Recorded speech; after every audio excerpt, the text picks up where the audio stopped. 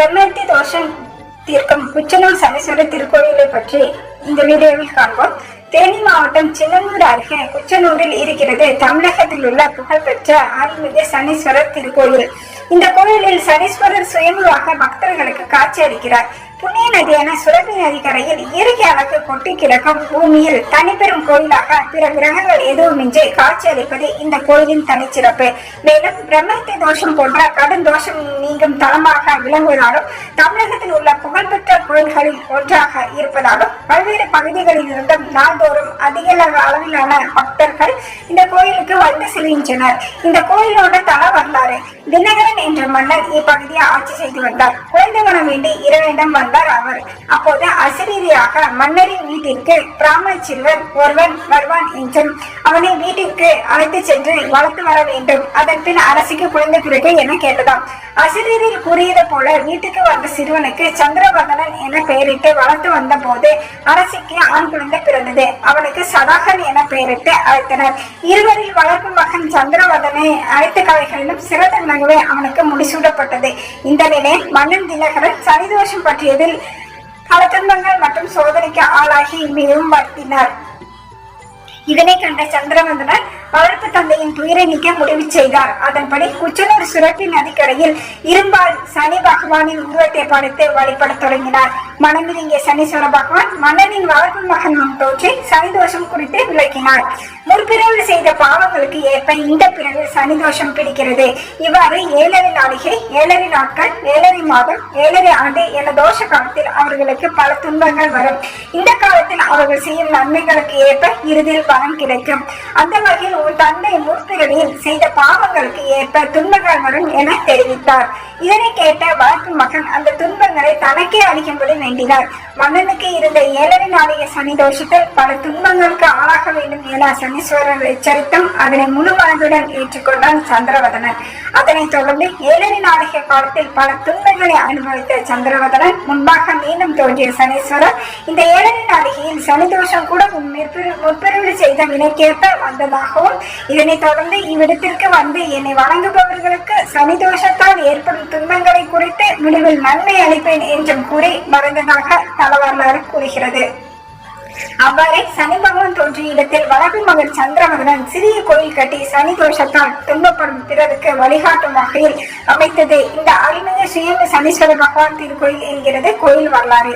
தோஷம் நீங்க பிரம்மத்தி தோஷம் போன்ற பல்வேறு தோஷம் நீங்க இக்கோயிலுக்கு வரும் பக்தர்கள் கோயில் முன்பாக செல்லும் சுரப்பி நதியில் நீராடி பழைய ஆடைகளை நீரில் விட்டு புதிய ஆடையை அணிந்து கொள்வார்கள். சனீஸ்வரர் வழிபாடு: பிரம்மத்தி, செவ்வாய் தோஷம், குழந்தையின்மை, திருமண தடை உள்ளிட்ட தோஷம் இருப்பவர்கள் இந்த கோயிலுக்கு வந்து சுவாமி தரிசனம் செய்தால் தோஷம் நீங்கும் என்பது ஐதீகம். இவ்வாறு கோயிலுக்கு வந்து நீராடிய பக்தர்கள் நதிக்கரையில் உள்ள விநாயகரை வழிபாடு செய்து கோயில் முன் மண்டபத்திற்குள் நுழைய வேண்டும். பின்பு பொறி உப்பு உடைத்து பொரிய கொடிமரத்திலும் உப்பை அருகே உள்ள தொட்டியிலும் இட வேண்டும். இதனைத் தொடர்ந்து மண் காகத்தை ஒருமுறை தலையை சுற்றி காகம் பீடத்தில் வைக்க வேண்டும். எல் தீபத்தை தலையை சுற்றாமல் எல் தீப வட்டத்தில் வைக்க வேண்டும்.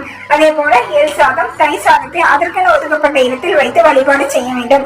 அதனைத் தொடர்ந்து அர்ச்சனை அல்லது அபிஷேகத்துக்கு டிக்கெட் வாங்கி கொண்டு மூலவரை தரிசிக்க வேண்டும். அர்ச்சனை வாங்கியவர்கள் முன்னதாகவே தேங்காய் உடைத்து விட்டு மூலவரான சனீஸ்வர சுவாமியை தரிசனம் செய்ய வேண்டும். சுவாமி தரிசனத்தின் போது தீபாராதனை முடிந்ததும் விபூதி பிரசாதம் வாங்கி கொண்டு பிரகாரத்தை ஒருமுறை சுற்றி வர வேண்டும். அர்ச்சனை செய்யப்பட்ட தேங்காய் பழங்களை சாப்பிட்டு வீட்டிற்கு திரும்ப வேண்டும். 3 ஜோடி கண்கள்: இத்தலத்தில் எழுந்தருளிருக்கும் மூலவரான சனீஸ்வர பகவான், பிரம்மா, விஷ்ணு, சிவன் மூவரும் தன்னுள் ஐக்கியம் என்னும் வகையில் 3 ஜோடி கண்களுடன் சக்தி ஆயுதம், வில்லாயுதம், அபயாஸ்தம், சிம்மகர்ணம் என 4 கரங்களுடனும் 2 பாதங்களுடனும் காட்சியளிக்கிறார். விடலை தலை மரம்: குழந்தை மரம் வேண்டுவர் கோயிலின் பின்புறத்தில் உள்ள விடலை மரத்தில் மஞ்சள் கயிறு கட்டி வழிபாடு செய்து வந்தால் குழந்தை வரம் கிடைக்கும் என்பது நம்பிக்கை. திருவிழாக்கள்: அருள்மிகு சனீஸ்வர பகவான் சுயம்புவாக கருவறையில் எழுந்தருளி இருக்கும் ஓரைத்தலம் குச்சனூர்.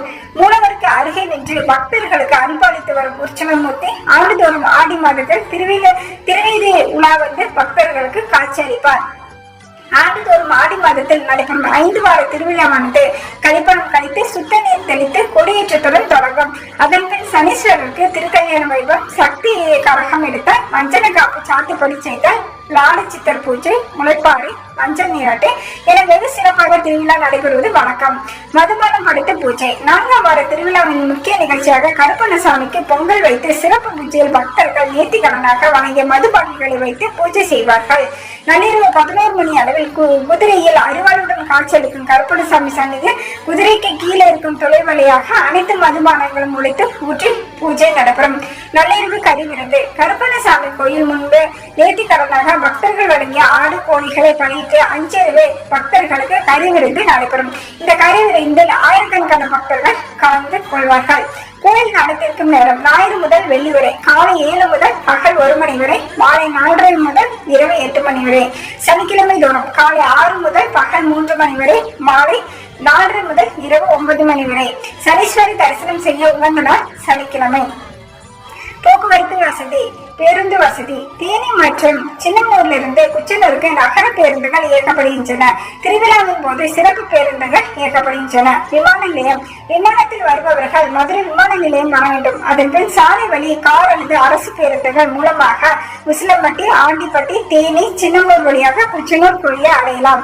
ரயில் நிலையம் ரயிலில் வருபவர்கள் திண்டுக்கல் சந்திப்பு அல்லது மதுரை சந்திப்பு வர வேண்டும். அதன் பின் சாலை வழி குச்சனூர் கோயிலுக்கு செல்லலாம். இந்த கோயிலோட முகவரி ஸ்ரீ அருள்மிகு சுயம்பு சனீஸ்வரர் திருக்கோயில், குச்சனூர் பேரூராட்சி அலுவலகம் அருகே, உத்தமபாடி வட்டம், தேனி மாவட்டம். நிச்சயமாக இந்த வீடியோ உங்களுக்கு சிறந்த தகவல்களையும் தெய்வ கோயில்களை தரிசித்த ஒரு பாக்கியத்தை கொடுத்திருக்கும் என்று நம்புகிறோம். நிச்சயமாக இந்த வீடியோ உங்களுக்கு பிடிச்சிருந்தா சப்ஸ்கிரைப் பண்ணுங்க, ஷேர் பண்ணுங்க, கமெண்ட்ஸ் பண்ணுங்க. நீங்க சப்ஸ்கிரைப் பண்ணுவது மூலம் மட்டுமே நான் போடக்கூடிய எல்லா வீடியோகளும் உங்களுக்கு உடனுக்குடன் வந்து சேரும். மீண்டும் ஒரு நல்ல வீடியோவில் சந்திப்போம். நன்றி, வணக்கம்.